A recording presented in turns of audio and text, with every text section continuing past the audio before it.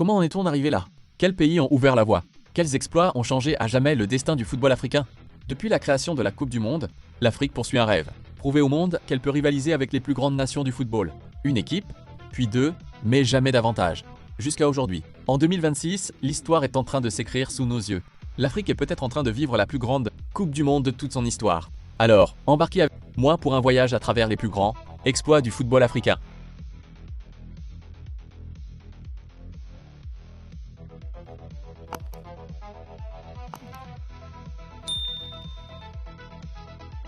Pendant plus de 50 ans de Coupe du Monde, les nations africaines participaient mais n'avaient jamais réussi à sortir de la phase de groupe. Tout change en 1990. Cette année-là, en Italie, une équipe arrive sans faire de bruit, mais va bouleverser l'histoire du football africain. Le Cameroun, face aux champions du monde en titre, l'Argentine, et à deux autres nations expérimentées, personne ne les attend vraiment. Pourtant, match après match, les Lions indomptables surprennent le monde entier. Une victoire historique contre l'Argentine, une qualification inattendue pour les huitièmes de finale, puis un nouveau coup d'éclat contre la Colombie. Pour la toute première fois, une nation africaine ne se contente plus de participer, elle avance dans la phase à élimination directe, et elle va même jusqu'en quart de finale. Après le choc du Cameroun en 1990, le monde du football commence à regarder l'Afrique différemment.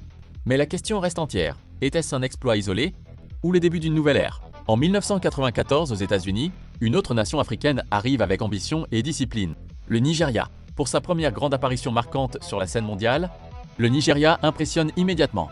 Portée par une génération talentueuse et pleine de confiance, l'équipe ne se contente pas de participer. Elle joue sans complexe face aux grandes nations. Résultat, le Nigeria franchit la phase de groupe et atteint les huitièmes de finale de la Coupe du Monde. Une nouvelle confirmation que l'exploit du Cameroun n'était pas un hasard. L'Afrique n'est plus seulement une surprise, elle devient une menace sérieuse. Et le monde commence à comprendre que quelque chose est en train de changer définitivement. Et ce changement ne fait que commencer.